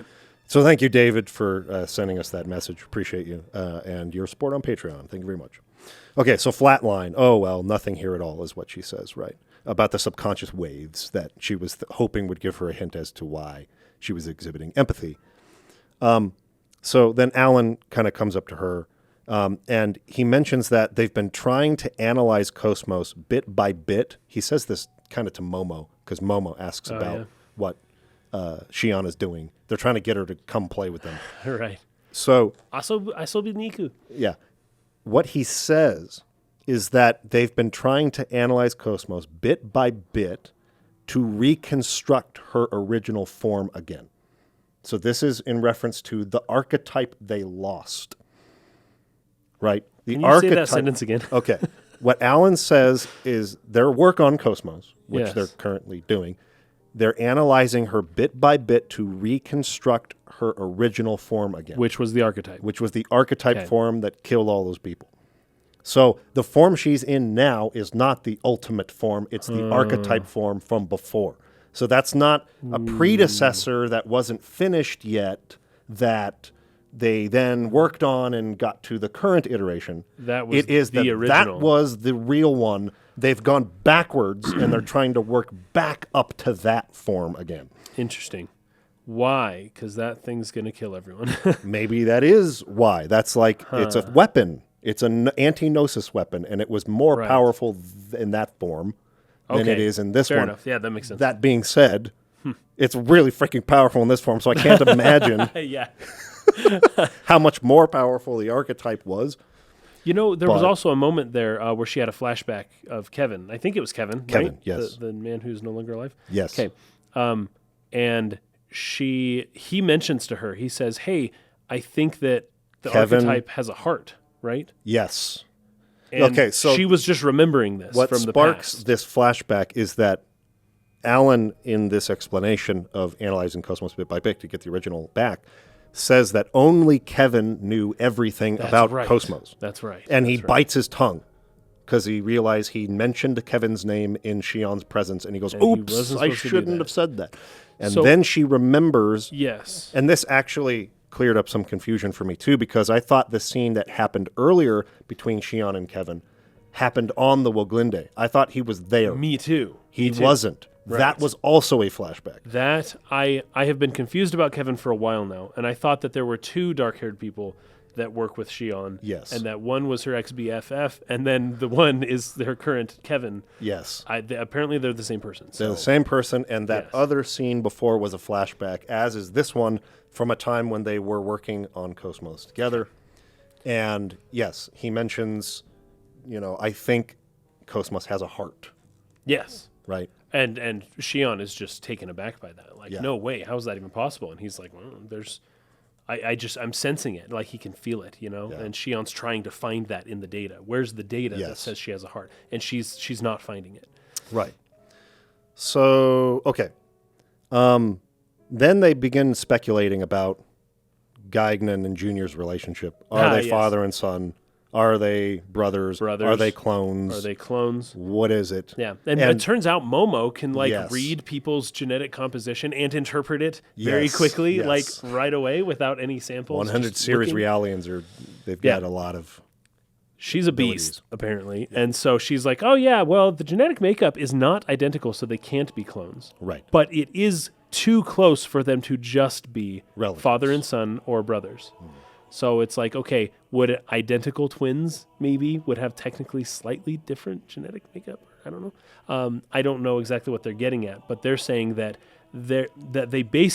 they could be considered clones, but there's something different about them that doesn't make sense with the way that clones are made. Right. And so it's like, yeah, they're basically the same person, but there's something different. They aren't just straight up clones of each other. Yeah. And yeah, that's just a question we'll have to leave Wait on the table and for a little find bit. out about at another time. Yeah, so she says their arrays are a little too different to be clones, right? They're more than just siblings or father and son, but they're not identical. Okay, then we get Junior showing up right behind them saying, "Who are you talking about? Illegitimate son?" Yeah. and Alan tries to change the subject, this is a thanks really for- nice yeah." beach. This place is great. And he's Yes, like, "Yeah, yes, it it is. It's awesome," right? He kind of gets He's very forgiving. and then he wants to show off the weather system. Yes, So- which was a weird thing to show off. Yeah. Like, hey, you know how it's really nice and sunny? I can make it dark and gloomy and thunderous with lightning that strikes. Do you want to see it? Yeah, but I guess being nice, sunny is kind of nice. I don't know. Yeah. I don't know why you'd do You that. can't have it be sunny all the time, as I think what Yes. he says. He summons a thunderstorm, and Shion loses it. She can't hates stand it. thunder. Now, and at first I was like, what's her deal? I don't remember anything other. And then it did hit me that on the day when the archetype freaked out and killed everyone, It was thundering. you can Yep. see the archetype because of the lightning through the windows Right. that illuminates the archetype. And then I think when Cherenkov gets the PS2 controller from the hooded guy, I believe it is raining, or it's about to rain. Maybe it's not necessarily raining there. But either way, there was a thunderstorm on that day. Yeah, And I believe that is why Shion has trouble with thunderstorms. yeah. Traumatic event that Yes. happened on the day of a thunderstorm. Reminds me of one Riku from a game we played very recently. Yes, that's right. That's right. Or Okay. Ryuku, I should say Ryuku. Yes. Okay, so Shion says she hates thunder. She freaks out. Chaos. They show Chaos taking a particular note of this fact about Shion. Yes, yeah. Chaos is still. I don't know what We to make still of him, don't know yeah. what to make of him, right? No, he knows way more than he lets on. But I don't know what side he's on, where he came from, any of that stuff. We know nothing about him. Yeah, and he's in particular. He seems to almost be watching, Mm. Cosmos, but certainly Shion as well, and sort of taking notes, mental notes about her, right? Yeah. So I don't know what's going on there, but I just know he's watching them for some reason. And Okay. I guess we'll just leave it at that. But they made a point with the camera. Yes. To show Chaos taking note of the fact that she hates Thunderstorm. Right. Because I thought it was going to show Junior again. And he's like, oh, I'm so sorry. I'll change it. But instead it showed Chaos. Yeah. I'm like, what? And then it didn't show Junior again. It Yeah. kind of cut to a wide. And that was the end of it. Yeah. So then we cut to a scene with Gaigun Kukai taking a call from Representative Helmer, Yes. who is part of the government of Second Miltia. Okay. So he's like he's a representative. But I think he's got some connection with the Federation, though, in that he's like an ambassador. Ambassador of some something kind. like that, yeah. He represents Second Miltia's interests in their dealings with the Foundation. With the Federation, yeah. He's a That makes representative sense. of some kind in the government of Yeah. Second Miltia. Now, this is where he calls Gagnon Nigredo. Yep. So this is where we learn that that's his real name. Of course, it's just after this scene or something that we learn about the silver hair, white haired crazy guy's name is Albedo. Which Yeah, is where that was... where you start to put the connections of the alchemy with Yeah. these characters together. Okay, it comes a little And bit they after have the this. same exact face. They look the same. So except- this is where I knew, okay, that it's not just they copied a model to save time and money thing. It was intentional. They intentionally look exactly Yeah. the same, and one has black hair and one has white hair, and they're named White and Black in It's like a code name or yeah. something. I don't know. So there's a reason for that, right? Yeah. So just for those who want to look ahead. Now, this is so funny because I predicted another name. I predicted it in these notes before I got to that point. Yeah. I can't say who it is. But understand that you have Nigredo, Albedo, and Rubedo. And that's the alchemical process. And when you know that you have Nigredo and Albedo, you know that there has to be a Rubedo. Now, there's also a fourth one that's called Citrinitas. It's the yellow color in between Yes. white and red. I don't know if this game's going to go for that. But at the very least, my note here, I was so proud of myself too. But just for those who want to look ahead, we have Nigredo, Albedo, and I think we'll see a Citrinitas or a Rubedo soon as well. Although I have a guess there. Kukai has black hair, and he's called Nigredo. And of course, that means black. And then we know somebody who has white hair. So we will be looking for somebody Rubedo, like a ruby. We're looking for somebody with red hair who would then represent Rubedo. And there's actually several candidates for this person. There is, but as we mentioned, there are 3 people who happen to have the same face. And one of them does happen to have red hair. And so, anyways, now what I don't know, though, is how they're going to carry this out technically, because once I learn who Nigredo, Albedo, and Rubedo are, I'm like, wait a second, that's not the alchemical process. I actually need to play a little more and see exactly where they're going with this, because the Nigredo isn't what you would assume you would see of somebody who is going through the Nigredo process of alchemy. And Albedo is not somebody you would see going through the Albedo process of alchemy. And Junior, we don't know much about him really, but he doesn't seem to me like somebody who has attained this Rubedo state. And so that is that is where I question exactly where they're going with this. But yeah, can't wait till next time. Can't wait. Okay. So, in their conversation here, he says he doesn't care for that name, by the way. Yes, he does not like to be called the that. name. I wouldn't either. Yeah. And then Geigen says that they've secured the last of the Zohar emulators, right? The 12th one. Yes. And then there's no mistake it was Right. responsible for the disappearance of the planet Ariadne. which is the main one, right? So this is Yeah. great. So there's only one, and this answered a big question of mine. There is only one original Zohar. The original, there's only one of it. And all the other 12, they're all emulators. Yeah. Well, All there's 12 of them. 13 emulators. Oh, I thought there's 12 emulators, and then there's the real one. So there's Which the is the original 13th. Zohar, which nobody, they assume that has been sealed away with old Miltia through whatever happened Right. in the Miltian conflict. Okay, so maybe my understanding's a little off. But the 13th, they have 13 Zohar emulators. But none of them are the original. None of them are the original. None of them. Okay. Yeah. Okay. Assuming they haven't constructed any more, says Gagnon, that's Right. all of them, aside from the original, of course. That's interesting. That I think that Helmer says that's impossible now that the only man... is it Helmer who says this? Okay. I can't remember. I think it's Gagnon who says, assuming they, I'm guessing he means Utic, haven't constructed any more. That's all of them. All of the Zohar emulators, they've got them all. Right. Aside from the original, of course. And then Helmer, I think, says that's impossible now that the only man who can create them is no longer alive. And I'm assuming he's talking about Joachim Mizrahi. Yeah, that's what I So assumed. Joachim Mizrahi is the creator of the Zohar emulators, I think. And now that he's not around anymore, they can't make any more. We've got them all now. And now it's just the original. The reason they're bringing this up is because he's assuming, since we've got all the emulators, their next move is probably going to be to go after the original Zohar. So they're kind of trying to plan ahead and see where they think Utic is, what they're going to do next. And so they think they're going to be going after the original Zohar. Of course, we know that what Margulis is after is the 100 series Realian, who has the data of Joachim Mizrahi inside, the Y data, which leads to the gate that will take them to Old Milsha. Where it's sealed, where the original Zohar apparently is. So that's kind of like Margulis's whole what's the word? Modus operandi. Modus operandi. Yeah, That's the word I'm looking for. Thank you very much. No problem. That's the one I was looking for. That's what he's after. So His MO, which is funny. His MO. Momo is probably nothing. Probably not. You never know with these games, though, man. Okay, so this is where we get the mention of Udu for the first time. Yes. Oh, that was crazy. Yeah. Udu. They can't allow Udu to awaken. Yeah. Right? And, so if they go to Second Milsha, they would awaken Udu. And they're like, it's not, even if the original Zohar is there, it's not worth going there because we might wake up Udu. Yes.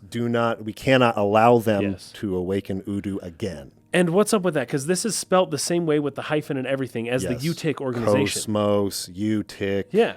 And then Udu, I don't know what it's saying, but Elos. there's a hyphen, the letter hyphen, and then some code word. Yeah. It's weird. I don't know Something exactly. going on with Vector that. doesn't have that, though, I guess.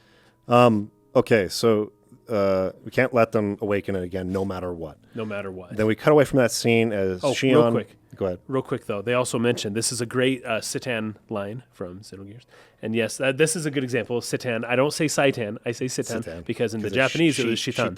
Okay, well, Kukai, I call him Kukai, so this is not good. Gaignan has an ability to attract coincidences. This is one of the things that he's told. Helmer it's like, says that. Coincidences seem to follow you around. And but his response, in true Citan form, he says that it is probability, not coincidence. Probability. So it is inevitable.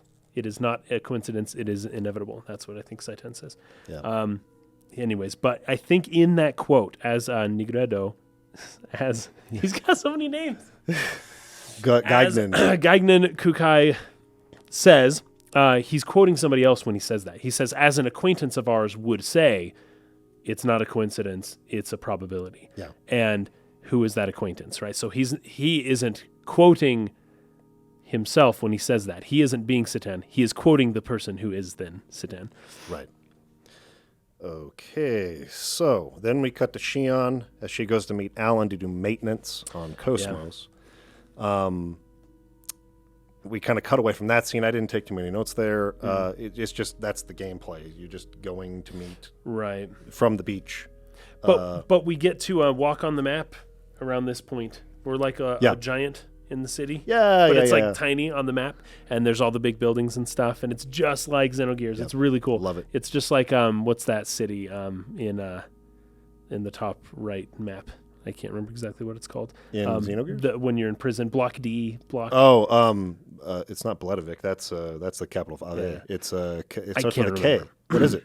I just help don't us remember. out. Help us out. It's not important. He's typing Nortune. Nortune. That's it. So it reminds me of Nortune in Xenogears, and how you're going, and it's easy to tell where you can go because there's a few 3D buildings that are like there's like a factory, there's like a downtown place, there's like the port, the dock, the beach, and you just kind of can walk around the whole city and step on millions of people, and it's great. It's really cool. I feel like it's just right.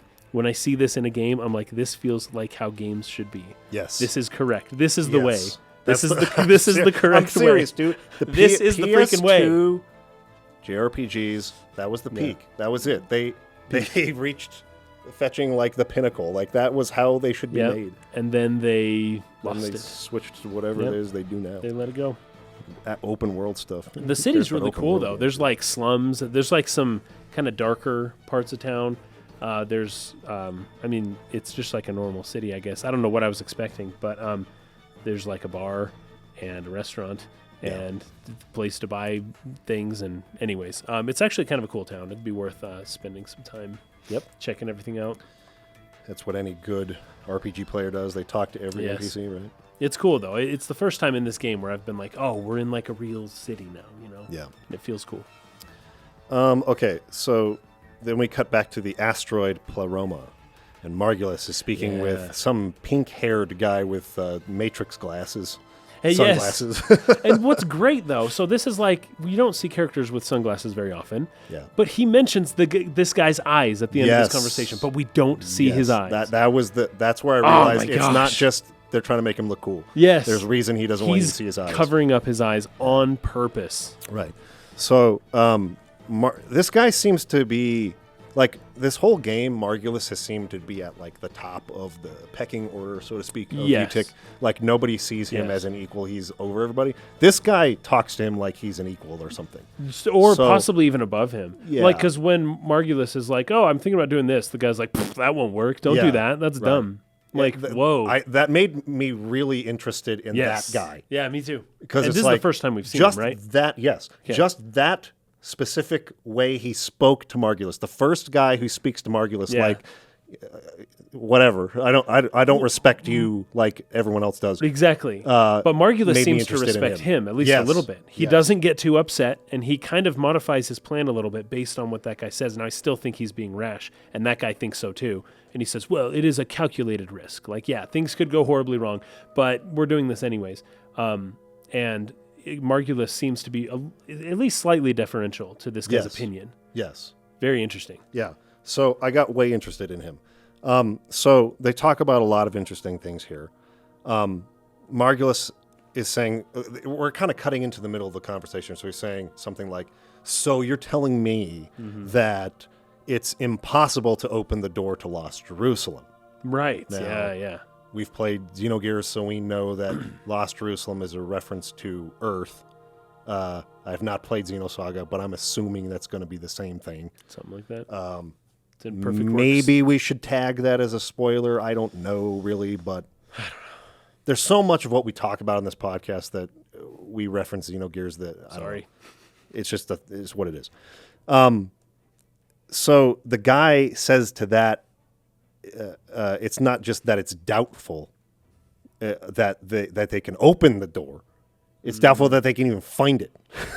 Like, even finding the door to open is the part that I don't think is going to happen, guy. Like, not even opening the door. Like, and opening the door is about? a whole nother level on top of that. Right. So he says that the emulators were mere supplements, and even Mizrahi couldn't pull this off without the original Zohar. So now we have a whole nother element to whatever Joachim Mizrahi was trying to do with the Zohars and the Zohar emulators. They're trying to open the door to Lost Jerusalem, and it can't be done with the emulators. Right. You need the original Zohar to do it, is what he's saying. So that's crazy. Yeah. Don't know what exactly that means.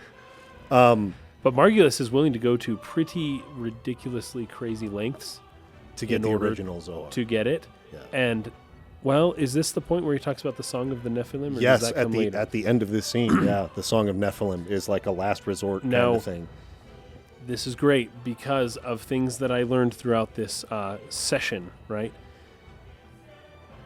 It is not called the Song of the Nephilim. No.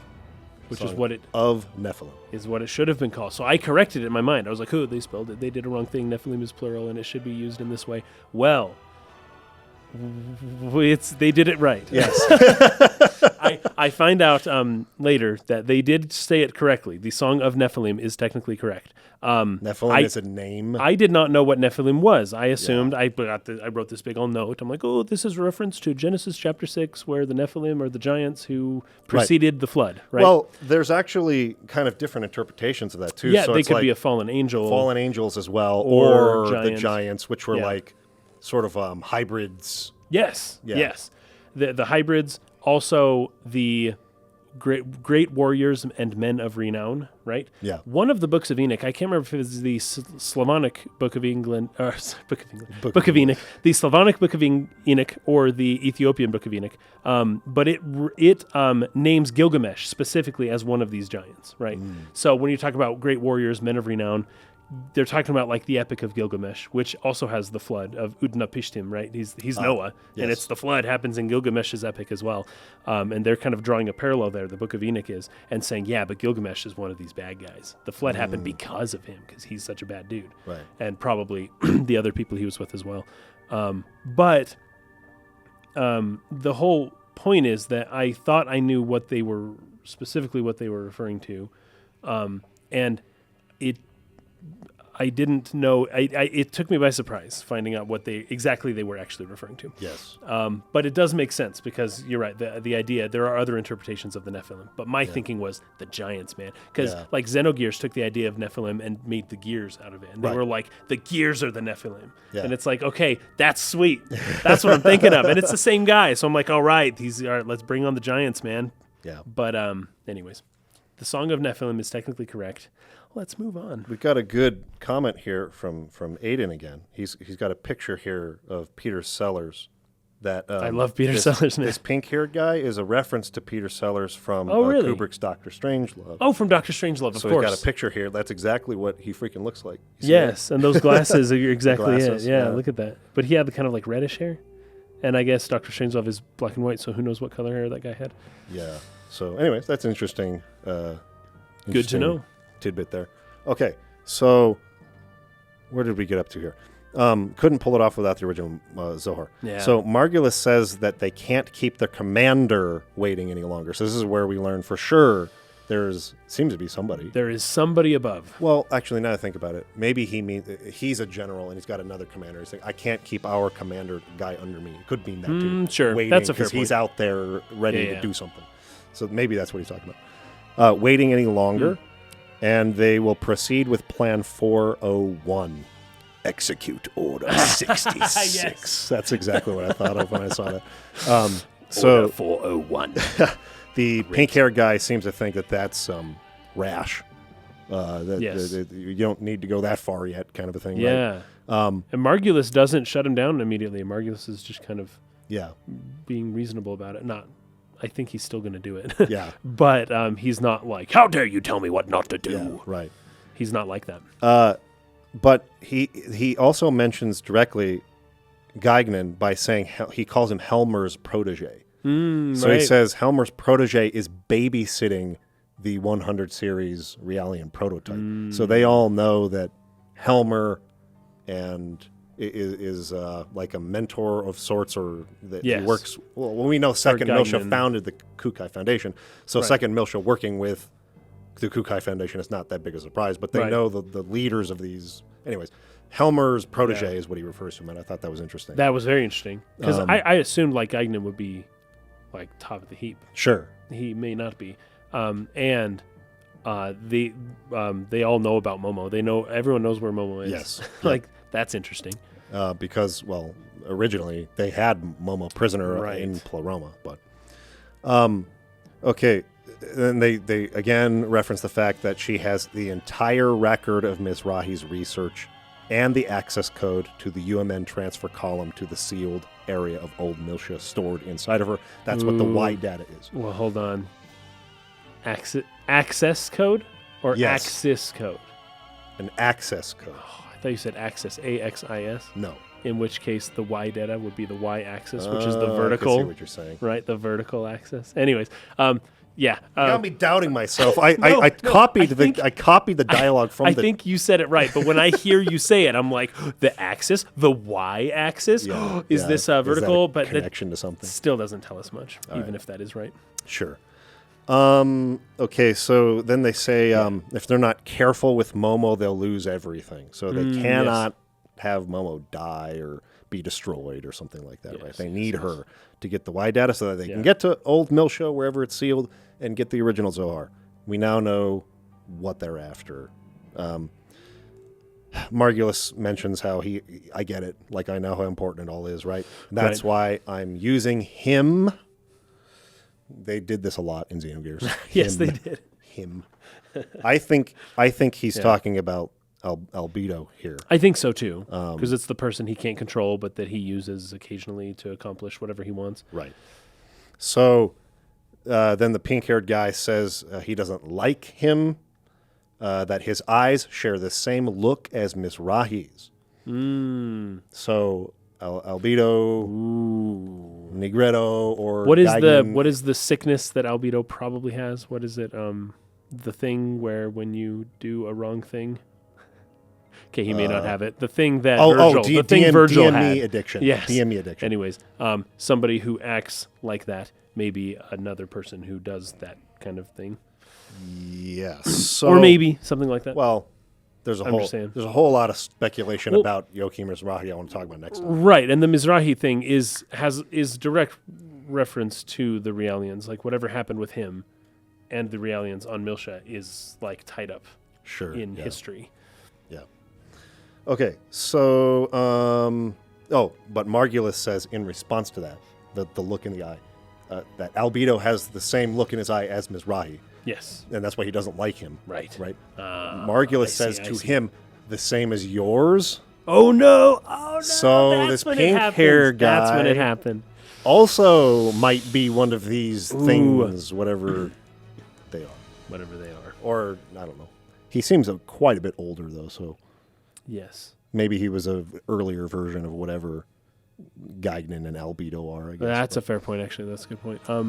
But we don't know what those eyes look like, but whatever they look like, it's whatever Albedo's look like. So you can kind of just transpose those.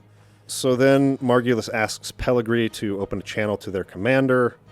He wants to discuss all of this as well as their plan to manipulate the committee. I think he is talking about Albedo as the commander here because then they talk to Albedo. Then they talk about Albedo, They talk with him directly. Yes, briefly.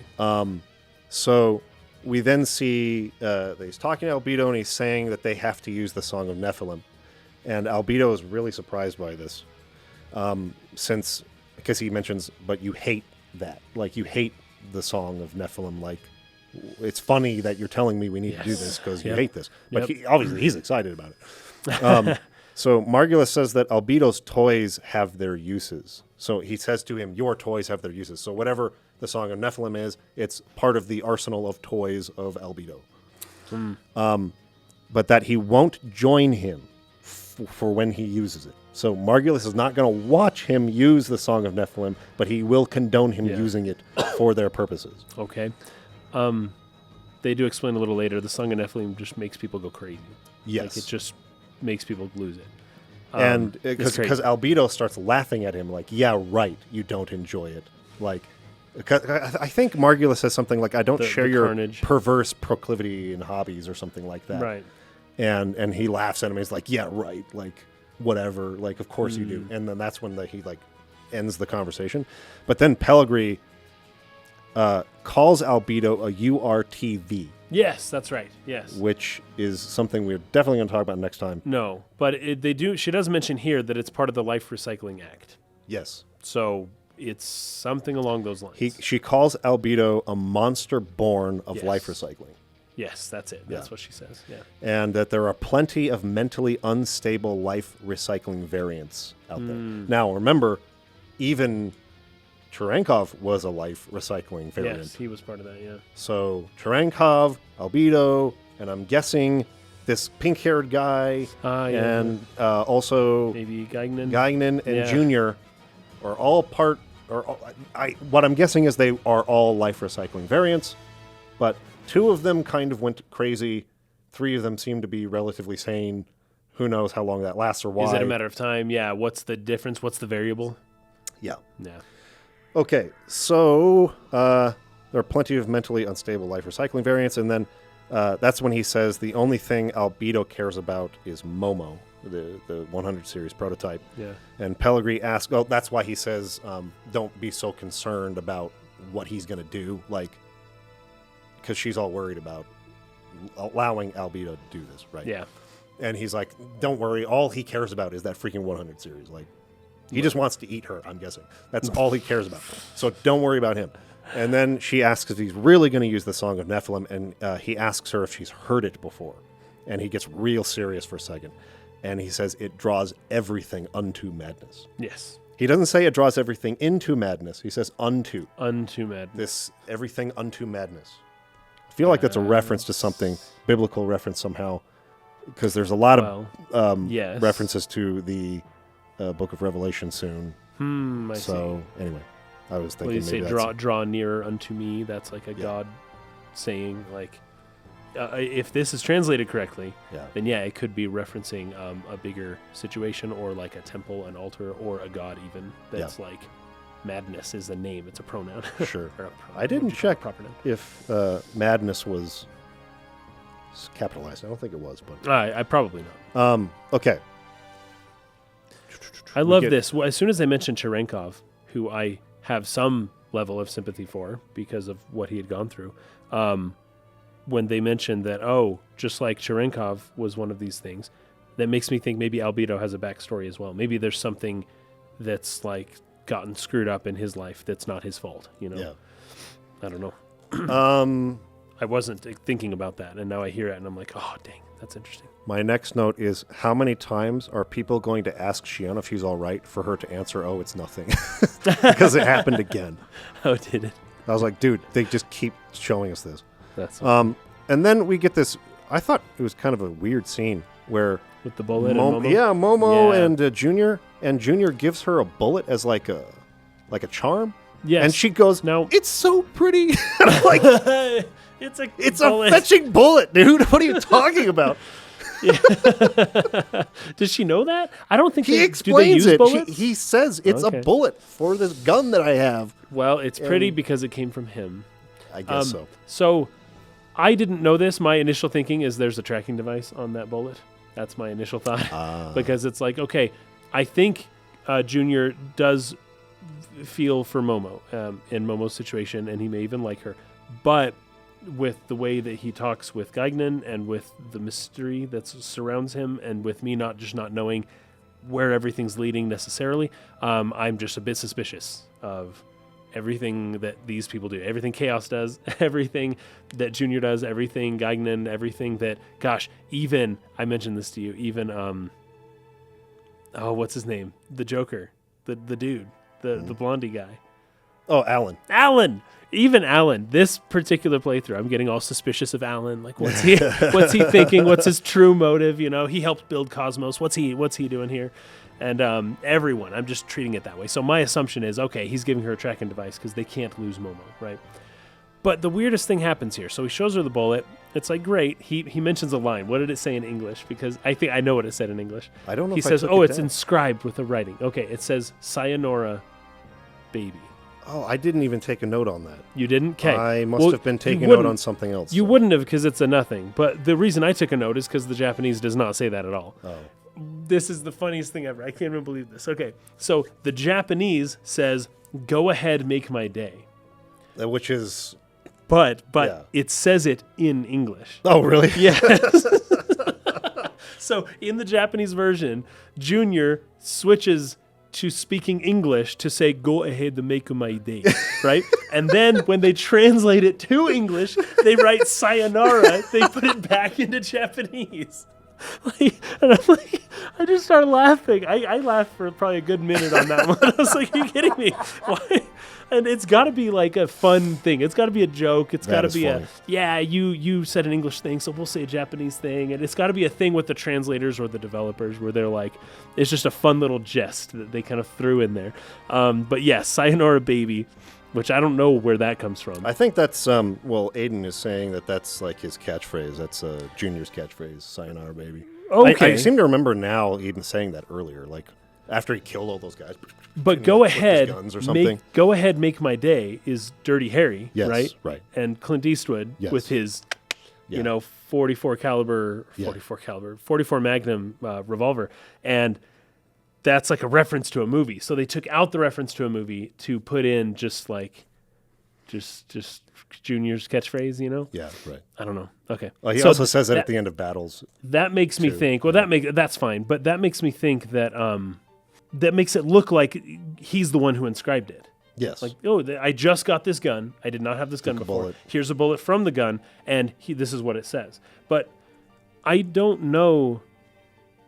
The way it's presented in Japanese, it's not so clear that he's the one who wrote it. It seems like it came with that written on it. Yeah. Like maybe not World War II, but I don't know, some soldier from a recent war possibly wrote that onto the bullet when they used the gun when it was in use back in battle. What if the bullet 4,000 didn't years come ago. from the gun he just got? It came from some other antique he has, and Okay, that's true, why true, it's his true. catchphrase or something. That makes sense. So he just has the bullet. Okay, fair enough. That can make sense. I connected it to the Makarov, but that doesn't have to be the case. Sure. Okay, cool. So Well- then in the Japanese, he wrote, "Go ahead, make my day." Which I think is just classic. It's so good. So he ends up combining it with some kind of power to a necklace that he then gives to her. So Yeah. he isn't just like, Yeah. I drill a hole through it and then Now- he like uses his power on What do you purpose. think to- of that? Here it is. I fused it Okay, because in front of Momo. he talks about how tiring it is. Yeah, it takes a lot out of him. It takes a lot out of him to use his magic, right? The way the magic looks is interesting. Pay attention to that. The particle effects and the color, the reddish, and then the light. You see that elsewhere. There are other people who have this same power, it seems. Yeah. But to do something so simple, to use your magic and to get exhausted from like a really, really like just putting a necklace hole in the bullet and tying it and like, oh man, that was tough. And it's like you freaking like kill people with that power of yours, right? It's incredibly potent, but you're using it to do the most menial task. Yeah, basically. Like, I felt like it was maybe a little bit of overkill. Sure. Like, why is he doing this right now, right in front of Momo and all that stuff? Yeah. I think that's pretty funny. But there is one important thing that I want to bring up here, and that is that the bullet, that he likely threaded it through the shell casing, right? Which would Yeah. be brass, something like that. Yeah. And the necklace, which was like gold or something like that. But the idea is this is metal, right? So he is doing metal work. He knows how to work with metals. That is an alchemist. Yes. Just want to Full Metal Alchemist. Full Metal Alchemist. Full Metal Alchemist. Full Metal. I love that. I'm trying to think of how much. I think we should probably stop here Okay, that works. because, We're at a good spot now because this is where everything kind of the Federation shows up. and this will lead into the whole encephalon dive later. Which will be very fun. So, yeah, we're going to stop there for today. Thanks, everybody, for watching. Appreciate you. We hope that some of our speculation is actually going to go somewhere. If not in hope this you find game, value then in it. in the end of episode 3 or something. Yes, this might be a full some year point. before the arc gets completed. But in any case, we appreciate you watching. Appreciate you sharing the video, supporting us on Patreon if you feel so inclined. And we'll see you again next week for what I have played already, which Kaysen is going to finish, which is possibly like the coolest freaking thing I've ever seen in my life. So I'm excited to talk about it. So we'll see you right. next week. Peace out. Sayonara, baby.